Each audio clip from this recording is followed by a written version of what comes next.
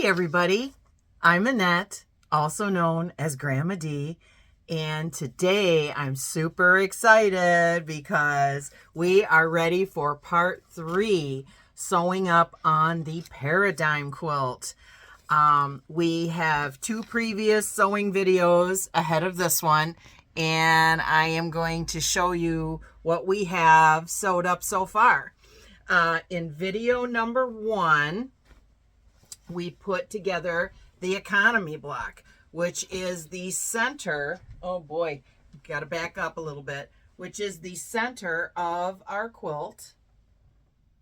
And this is the middle part of the giant one block wonder is what I like to call this quilt, because it really is essentially one block. And then in video number 2, we did all of the flying geese for this. And they are really big. I have 2 colors. I have beaches, and I have the color that I like to think of as seafoam. These are the 2 colors of flying geese that I put together for my quilt. And then we put together all our corner blocks. These are our corner squares that will go around the outer part. And looking at the front of the pattern, on the front of the pattern, we have this here part done. We have each of these flying geese completed, and we have our corner patches put together. So what we are going to do today, if you have your pattern in front of you and you're sewing along with me, you can go to page 6 in our pattern. And we are on the bottom of page 6 of our pattern. And unfortunately, I cannot share my cutting instructions with you, but I can show you the layout for that so that you can see that. Now, the first thing, we're going to jump right in and get started. Now, today, because this is going to get big as I iron it, I have my standard ironing board set up over here.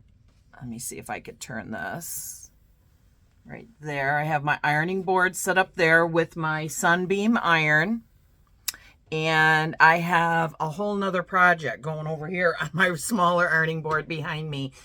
And again, because this is going to get big as we iron it, I thought we are going to need a larger ironing board today. Now, as a sidebar note, I wanted to just show you these. I am a Reb Fab Stash affiliate, and Reb Fab Stash is a quilt store, brick and mortar store in Moscow, Idaho, and they do have an online presence on Facebook, YouTube, and they have a wonderful website. And on one of Reb Fab Stash's live videos, which they do on Wednesday and Friday, I purchased this sheet of quilting squares that you can put on, blocks that you can put on the back for saying like who it's for, what it was, when it was put together. They are so cute. Labels. Gosh, the label word was going right out of my head. And I am going to pick one of these for my quilt to go on the back. I do not have my backing yet for my quilt, but if you're interested in these are a Lori Holt item, and I believe they still have these at Reb's. And there will be a link, an affiliate link for me in there in the notes below this video. And you can most certainly go use my link if you would like and go to their site and purchase a sheet of these for yourself. They're all different kinds. They are fairly large in shape. Let me see what we have here. I have 4 inches wide by about 5 inches tall for this one here on the corner. And they do have these larger ones, like this red one is a larger one. This one is, well, if I turn the ruler over, this one is 7 inches wide by about 4 3/4 tall. And that is from the corner of the color to the corner here, or the edge where the color stops. So, and then they do give you a place to cut right there, and you can cut them out, and you'll be, if you're on your 1/4 inch, you're going to be just over the line here, I think, on your color. So but they're beautiful, and you can write on them with pens, or like my sewing machine, not my Kenmore that I'm sewing on today, but my Singer, it has the capability to do letters and make sentences, so I do use that sometimes. So you have plenty of different avenues that you can do to put your information on your label. So we are going to go ahead and get started. And on step 1 on page 6 at the bottom, the first thing we need to do is sew our flying geese together in sets of 2 along the short sides. Now she does make a note here, if you're using directional prints, make sure they're facing the same direction before you start. You know, you want to lay them out and make sure, because according to the picture, they are going to come together with all the points facing out. So just so you're aware of that, so you make note for that contingency. So we are going to match each pair of the color 3 flying geese with a pair of color 4 flying geese, and align them so the points of color of the geese are pointing towards the base of the color for number 4. So what she's saying is that, so once we put them together in sets of 2, we're gonna have, they're all facing the same direction when we sew this pair to this pair. Okay, so we're gonna go ahead and get started with that. I have my machine at the ready here. I have all of my pieces cut for my 9 patches that I'm making. I do these as what they call a quilt on the side. I've done several of these in the past, and I mentioned these in the last video. This is the colors that I'm doing right now with my 9 patches. I use whatever I have. I get colors that look good together, and I sew until they're gone, and then I move on to the next color, and I got a huge pile over here that I'm working on. You want to make sure you've got your drink ready. I have my water here ready to go. So we are going to go ahead and get started. Now I use these 9 patches that I make as leaders and enders. If you don't know what a leader or an ender is, if you're new to quilting and you don't know what that means, you can make your own. I do have some here that I was using when I'm not making 9 patches. These have been run through the machine about 400 times. And I have 3 or 4 of these. And what you do is you start with this and get your machine sewing. Then you put your quilt item, your square, whatever you have, close to this, and it keeps right on sewing and makes a continuous seam. And what that helps prevent is it stops your needle from pushing the edge of your fabric down into the feed dogs and creating a bird's nest under your fabric. It does still happen on the rare occasion, but it's like way, way less than it ever happened before. And for me, and so that's what I use these leaders and enders for. And it helps me build another quilt out of my scraps and makes them useful. I have a whole pile here, giant container, not giant, but a big container full here. And I have tons of 2.5 inch squares here that I use too. This table over here is covered with 2.5 inch squares for a quilt that I'm making, but they are not for my 9 patches. But so anyway, this is a great way to use up your scraps. So we're going to go ahead and get started with this. I'm going to put this under the needle. Now my needle, because I have an older machine, it has a dial setting.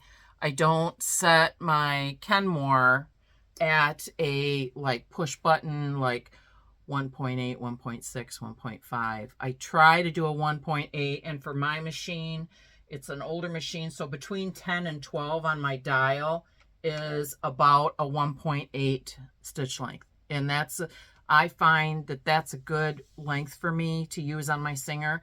It makes the stitches smaller.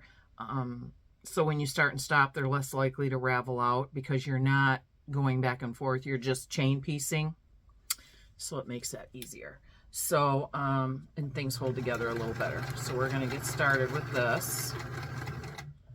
And I have my stack of green ones. Let me pull all my green ones out here. Okay, these are all my green These are all my green flying geese.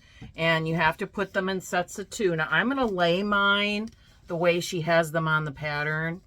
I'm going to lay them out here on the table the way they are laid out in the pattern.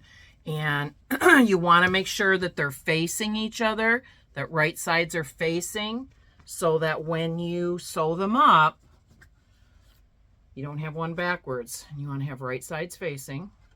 And we're just going to match up the edges here of our flying geese. Now, you can pin or not pin. I do pin quite often just to kind of help hold things in place. If your cutting is accurate, it should not require too much pinning. But if you do have a little bit of a problem at the ends where one is just a skosh shorter than the other, you can give one piece of fabric a little tug, and it will typically give you a little bit of give, so you can match up your ends and then keep tugging along as you go on the fabric that's too short, and you can make it as pretty close to the other piece that is the correct length. So let's see. Now I'm sewing on a 1/4 inch seam allowance here, and I have my Lori Holt Seam So Easy guide on here, which does help on this machine. I cannot, as I said in a previous video, I cannot use this on my Singer. It doesn't work. But I ordered from Missouri Star a Versa acrylic cover that goes around here on my machine. It is a Sew Steady Versa extension table, and it is 16 1/4 by 27 by 1. So the table itself has extension legs, which you can raise and lower, so it's the perfect height for your sewing machine. And you put in your make and model of your machine. So I put in Singer Machine Quantum Stylus 9960, and then they know, because each table is cut for your specific machine around the base of your machine. And so I got that with the 20% discount from one of the makers that I watch on YouTube. She was offering a 20% discount, so I used her link and got my table. And it also has a glider. It's called a glider, and it's a sticky square that sticks to the top of the table thing, and it has a hole in it for your feed dogs to come up through, and it's super slick. It's a super slippery thing, so your fabric will glide super easy, and I'm really hoping that will make a big difference when I do the quilting on my machine. So yeah, super excited about getting that. So that's that. So back to the sewing here, back to the fun. So anyways, I do have my Seam So Easy guide, as I said, here on Gert, and it's this poor gal. She's been running great. I've been really putting her through her paces this week. I've been doing a lot of sewing, a lot of working on a quilt for a couple of family members, and then working on this one. And I've had a couple other projects that I've been working on. So I've been pretty busy in here this week, which is great. I love it. So now you can remember that you can chain piece. You can put one piece in right behind the other one, and that works super easy. Now I am not pinning this one, just I thought you'd like to see that you can do this without pinning if you're careful. You take your time and make sure that things line up pretty good before you start.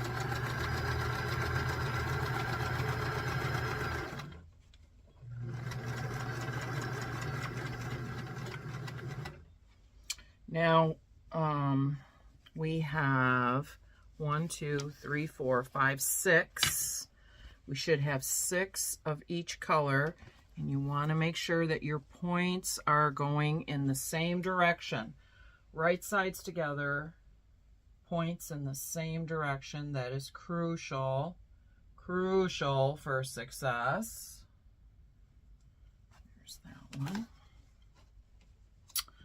And we'll sew these 4 and we'll go right behind them and do the other ones.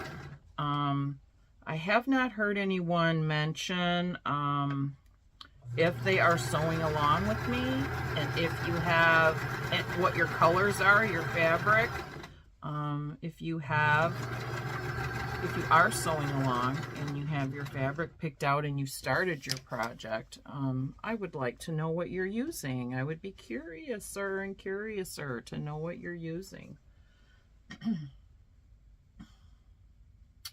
This is the last one of the green ones. This is going to be such a beautiful quilt.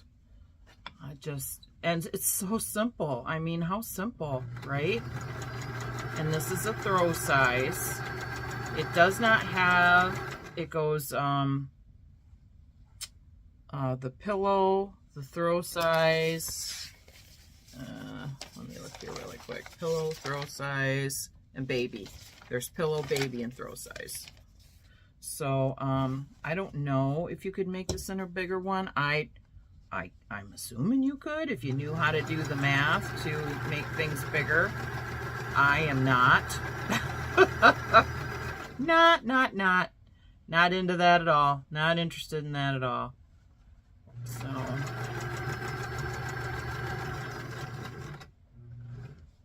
now I'm going to pull some of these off here before they go over the back. And I'm going to lay them over here.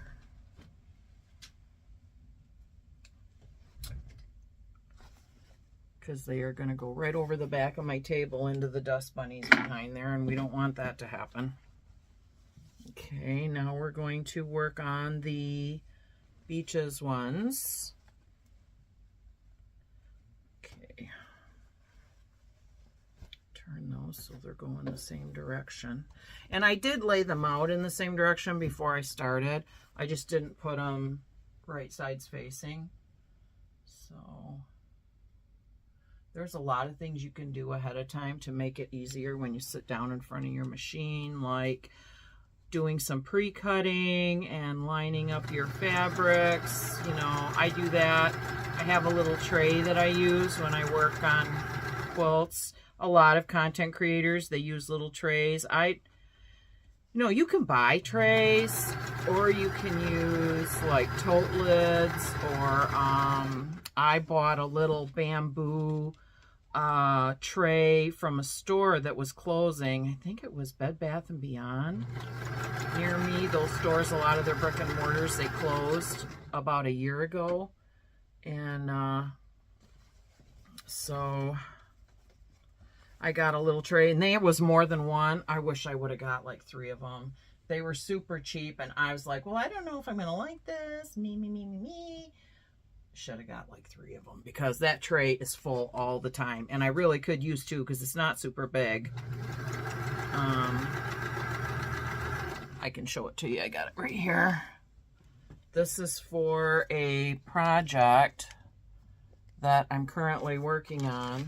I've got like 3 different patterns here that I'm pulling from, and I made my own creation on grid paper. And I can't really share what it is because it's for someone, and if they're watching, it's going to be a problem. So, but anyway, this is my tray. It's a little, like I said, it's a little bamboo tray, and I keep all my stuff together on here. And it's nice because I can just put all my stuff on there, and if I want to go out in my dining room and sew instead of in here, I just carry it out there, and it's got all my stuff right on it. So that works out super.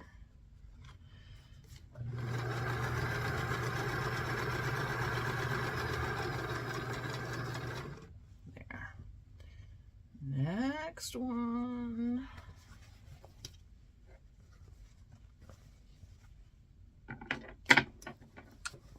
Pull these off of here. That's the green one. Now let's see. How do we get? They want us to iron these, I would think. Open.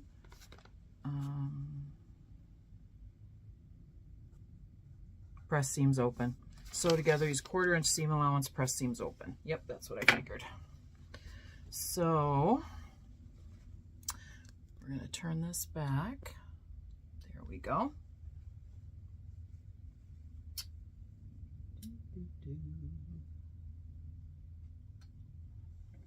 Ooh, this one's a little bigger than the other one. Oh. Yeah, sometimes that happens. I had mentioned the other day when I was putting these together that I had one or two that I was like, uh-oh. These are not going to be the same, and they're not.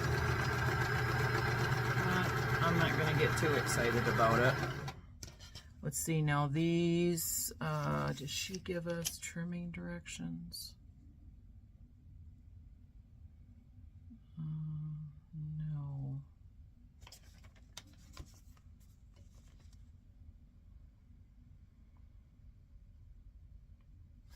Nope, she did not.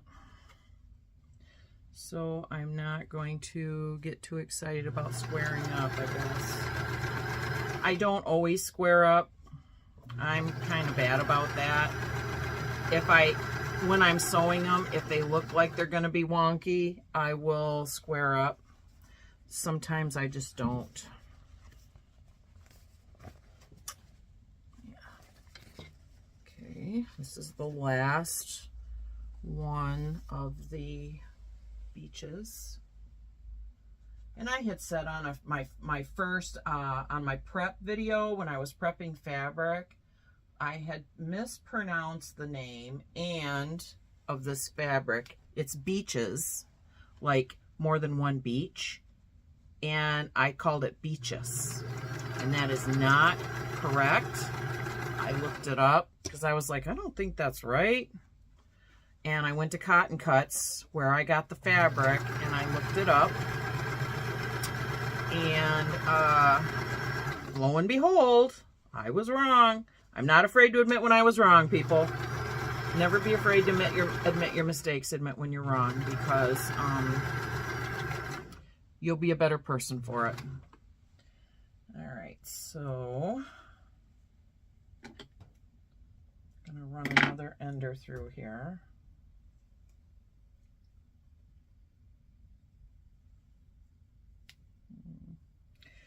This fabric has tiny, tiny little dots on it. Oh my gosh, they're tiny. And it's white on white. And it is so hard to tell the front from the back. Sometimes you got to get it right under the light because of the way they are. They're so small. Okay. Now we have these ready to iron. And she wants these seams ironed open. Okay.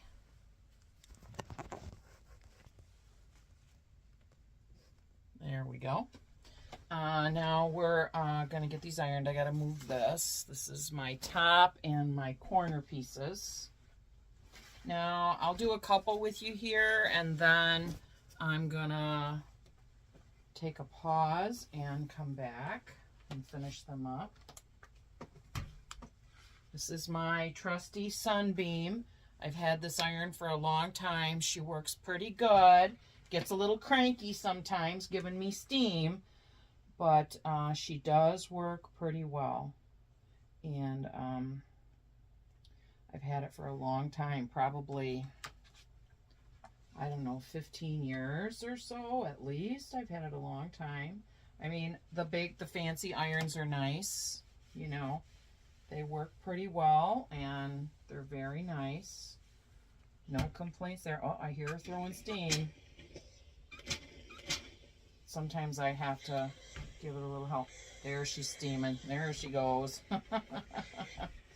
Sometimes if it gets cranky and it doesn't want to give me steam, I lay 2 or 3 out at a time. Because once I get it steaming, if I stop, It doesn't want to give me any more steam. So we're going to iron these. Let's see. 1, 2, 3. There it is. I was like, I know I got a fourth one here somewhere. So I'm going to lay these other 3 out here. And we're going to go right through our paces here.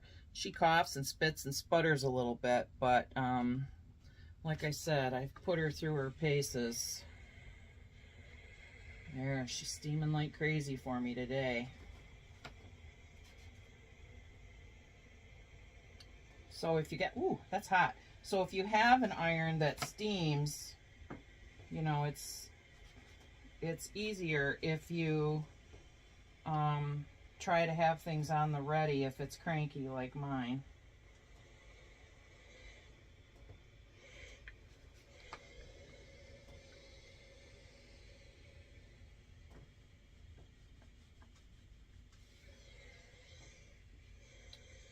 And you can do a little starch if you want, or, you know, you can do, like this iron gives me a lot more steam than my little Mighty Notions iron does over there. It typically does not provide the steam that this one does. So I am going to go ahead and finish ironing these. I'm going to finish ironing this last one. I'm going to iron the green ones, and we'll be right back. Okay, so I have them all ironed, and I went ahead and pinned together the first 3 sets with my one color on one side and one color on the other. I have one more set to pin, and I wanted to run through that with you to help you understand how they have to go together. Now, if we look at our pattern at the bottom of page 6, we can see the layout there, right here. Okay, but now it can be easy to get turned around because you have to remember where your points are and your solid color as opposed to your print or whatever you're using. So I took my first color, and we want to make sure that we're starting with the same color at the top and the same color like I did all, because you can get them turned around and get them pinned wrong. You know, you'll get them pinned wrong if you're not careful. And these are the first 3, and I laid the green out. Then I put the brown below it every time so that everything was the same. So it looks like the photograph. So when you open them up, and you can open them up to check, this is the direction that they want them all to go in. You don't want to put the brown on top and the green on the bottom if you want them all, because you want them all to be the same so they don't get different. And then when you lay them out to sew, then whatever side you have pinned, because I pinned everything, that will be the color on top when you lay them out to sew. Then you'll know they're all going to be uniform. This one is pinned with the green on top. Now here, I know sometimes it's hard to say what's up here. So this is the first one. This is my green one. And the arrows are pointing up for my flying geese. Okay, so I lay that one here. Then I take my brown one. Now it would be really easy to lay it like this, not thinking, and that's wrong. You want it this way. So as you can see, all my geese are pointing upward. They're face up, one underneath the other, so that you know things are going in the right direction, okay? And the only thing that you need to worry about matching up is your seam right here down the center, where you sewed your 2 flying geese together. That has to be matching, so they're not off. Otherwise, it's going to look funny and you're not going to be happy. You're going to have a date with Jack. So... okay, so now we know they're straight, and that's how we want it to go. So we're just going to flip it. Just flip it over. Line up your seam. Pin your seam. Don't pick it up. Don't move it around or anything like that. Just 1 second. There. And then you can use the method that I showed you before. You have your seam right here. You have your seam. Now you want to take your pen, push it through, and you see where it comes out on the other side of your seam. Right there's my pen coming through on the other side of my seam. Now it's a little bit off by a few threads. So I'm going to come in here. I'm going to open this up and I'm just going to slide my pen over. It's got to go to the right a couple of holes so that it matches up.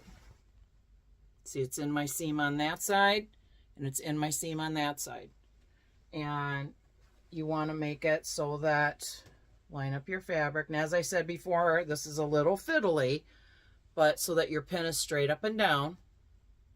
And that will tell you that, there, now it's straight. So that'll tell you that you're on your seam. And your seam should line up. I mean, I've had it not come out right like a few times, but not too many. And most of the time, the 99% of the time, it's right. And you want to line up your corners. Line up your corner. And you got your seam here in your corner. Everything's nice and taut. Everything's matching up. Put your other pin in the middle of your flying geese there. Come down to the other end.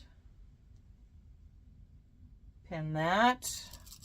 And you know, another thing that you might not think about is your ironing board metal. And if you have a magnetic pin holder, it's stuck on there. It sticks on there. It is stuck on there.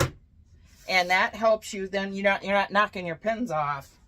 Oh, I've had that happen so many times before I got a magnetic pin holder when I had an old style plastic pin box. Boom. I mean, you still could smack, if you smacked it hard enough, you'd lose pins, but you wouldn't lose everything. A lot of them would stick. So we have this all pinned. Now, if you want to just make sure, you're like, I just want to verify, just open it up. There you go. We're all going the same direction. All these little geese are playing nice together. All right. So I'm going to bring you down to the sewing machine.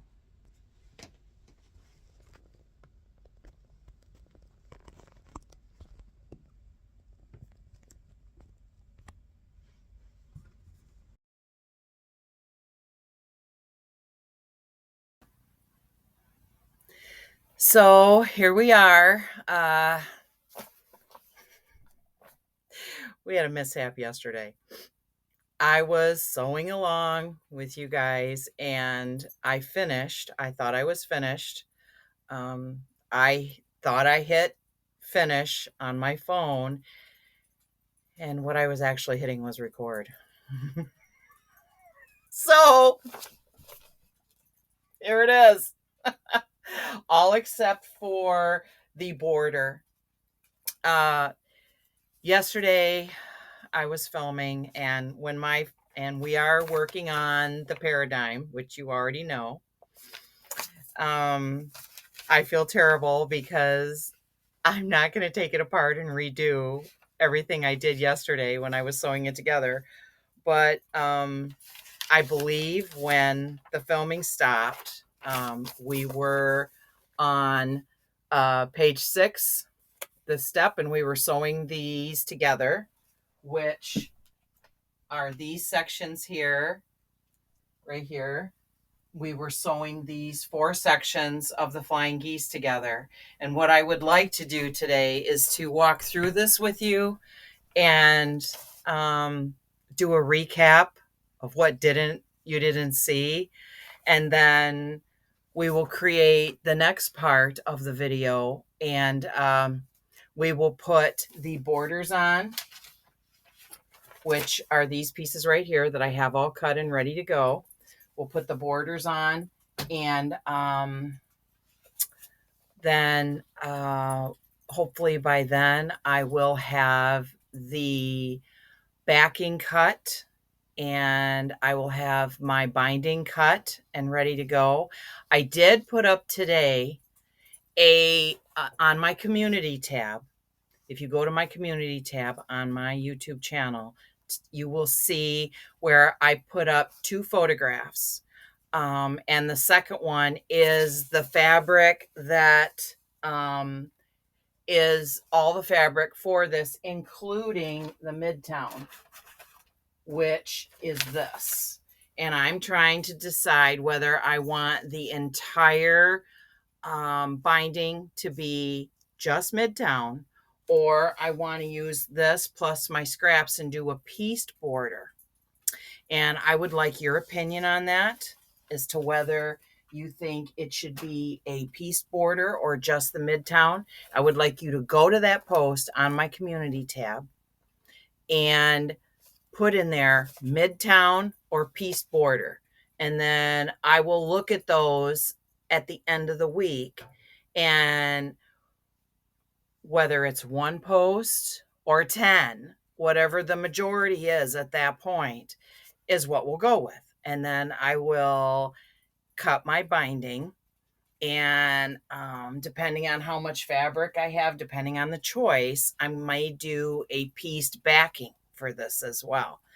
And we will talk about that and go forward with that. And we will do the quilting as well, because I got a call from the guy at the sewing shop and my singer is ready. And I'm going to pick that up next week, either Tuesday or Wednesday. As I'm filming this tonight, it is Tuesday night, April 23rd. And I'm hoping that maybe the end of next week, beginning of the following week, we will be quilting. And I have some ideas for that I want to share with you. And I will talk to you about my journey with quilting on my singer. So anyways, without any further ado, we're going to talk about this, and we're going to recap what unfortunately you missed when I was sewing, which I feel terrible. I apologize. That was not my intention at all. I wanted to just cry when I seen it. I was like, oh no. So, oh my goodness. So anyways, there were 4 sections here. There was this section 1, 2, 3, 4, and we took our sections of 2 flying geese that we had sewed together, and we combined them with these sections. And I believe I did note in the video that when you're sewing these 2 pieces together, the only thing you have to worry about matching up is your center seam. And so we sewed them all together, and then we took 2 sections, the top one and the bottom one, and we combined them with our corner pieces, which was a 4 block section, and we had those all sewed together from the previous video. And then we connected them on each end of our flying geese sections for the top and the bottom. And the only thing you had to match up was your seam right here, and then here, and on each corner. You had to match that seam up so that you had one long continuous piece with 2 end pieces. And per the pattern, you need to make sure that when you put these together, that your corner color piece, which is on the inner corners, that they match with your color here. So that way, when you put them together, everything is facing the right direction, and they will match up and everything will go with. So you want this to match your inner color here, and this to match your corner here, and the same thing at the top, so that when you put that together, everything will match up and it'll look great. And then once you have that done, and on the last page here, we are combining, we're putting the sides on first. We're going to put the side pieces on first, and they're going to be connected first, which is what I did yesterday. I took this section here, which is right here, and I took this section here, right here, and I sewed them together. And what I matched up was my here, my point, I matched that up with the seam, and then I matched this up with the seam so that everything lined up all the way across. And then I sewed those on, and then once I had those on, Then I came back and I put my top and bottom sections on. Now there's a little more to match up here when you do that. Because you're putting your top and bottom sections on, you want to match up this seam here and this seam here. Okay. And so you want to make sure that when you lay it out, that this is flipped over on here so that everything matches up. So you want to match up here, your center here, your point, because this is your economy block. And you want to remember that this is on point with this block square looking at you. This outer pink block is on point. And it will match up here. And it will match up here. And then you got this seam over here that you want to match up. So 1, 2, 3, 4, 5. Because these are already sewn on, these two side pieces. And you're going to flip this over. Match all those up first. I started with the center. I matched that. Then I went here and I matched this. Then I went here and then I did the other side. And I did the same thing on the bottom, because that way, if you start in the center, if anything's off, you can start with the little tugging method that I talked to you about before to make sure that everything lines up. Okay. And then that was pretty much it. And once you get that done, then you're all set. You're ready for your borders. I mean, isn't that beautiful? Isn't that beautiful? It's just so lovely. And I just love it. And this is a throw size without the borders. Now, I can't give you the cutting instructions for this. Unfortunately, you have to have the pattern for that. But these are the border pieces. I cut them all out ahead of time. I think that's one of the extra pieces. These are the borders, and they're all cut out and ready to go. Okay. And we're going to put them all around the outside in the next video.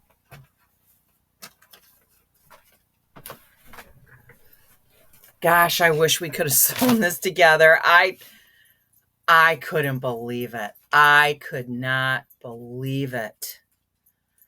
When I was looking at it this morning, and I was like, are you kidding me? I'm never going to make that mistake again. I know I've said that before. I think that's happened to me one other time. But I got to pay closer attention to the clock if it's ticking when I push play. So anyways, that's what we missed yesterday, was sewing the flying geese together. We sewed them all together. We sewed the sides on. We sewed the ends on the top piece and the bottom piece. Then we sewed those on. You just want to make sure that everything matches up and that your color scheme matches your pattern so that everything lines up as it should. Okay. And I think it's beautiful. I think it's going to be gorgeous, and I'm really excited. And so that's that. I hope that you'll forgive me and know that we're all human and we all fall short of the glory that is our Lord. And we all make mistakes, and gosh darn it. So there she is. There's the paradigm, like 90% done. And the quilt top is like 90% done. And so I'm going to have this video up for you probably by, today is Tuesday, by like tomorrow night or Thursday. I will have this video up for you, and we will be going through this part of the paradigm, putting it all together. And then next video, we will be doing the borders, and we will be talking about the binding because by then I'm hoping that I will have some responses on my community tab. And you could certainly put a comment under this video if you would like, but keeping them all in one place might be good so you can see what other people are saying about it. And we will get this done and get this put together, and I will have my singer back, and I'm hoping in the next couple of weeks I will have my acrylic stand for my singer, and it is going to be set up out in my dining room, which is where I will be filming when I put the binding on and quilt it and all of that. We'll be doing that out in the dining room, so it'll be a little bit different backdrop behind me. We won't be in my sewing room, but we're going to keep Gert set up here. Oh, there's a lot of sun coming in the window there. We had rain today and now the sun's out. Yay. So that's what we got going on there. And we will have a beautiful quilt when we're done. And I hope that you are doing the paradigm with me, and I hope that you enjoy it. And I am going to close this curtain here really quick. Pull that shade down a little bit. There, that's better. So if you have any questions, if there's any questions that I can answer for you about in the parts that you missed, please leave it in the comments below, and I will do my best to help you out. And we will have all the links there for cotton cuts, to the pattern, for all the things that I think you will need. If you're just picking up, if you're just finding this video, we will make sure that you have all that so that you can do the paradigm for yourself. Isn't she lovely? I just love it. And I love how it showcased all my colors, which is exactly what I wanted. The colors are so vibrant, and like there's so much here that would be missed if it was small pieces of fabric. It's just beautiful. I just love it. And so we will run through these colors one more time here for you. The background is light khaki in the American Made Solid. The color number 1 is this one. It's the Spadina. And color number 2 is this. It's the Quilted Lines in Fuchsia. And color number 3 is Beaches. And as I said before, it kind of looks like starlings to me. I thought it was supposed to be, I don't know if it's supposed to be representative of hawks or starlings, but that's what it looks like to me. And then the color for our binding and or the backing is the Midtown. So that's a wrap for this video. What are you going to do, right? So that is a wrap for tonight. And I hope that you have a wonderful evening. And I hope that you have a great day tomorrow. And as you watch this video, I hope you laugh and go, what's that woman thinking? So anyways, and we will be back for the rest of the paradigm. So this is Grandma D saying, I love you, I care about you, and I think about you. And I hope you have a wonderful evening. So that's all I have for you tonight. Bye-bye for now.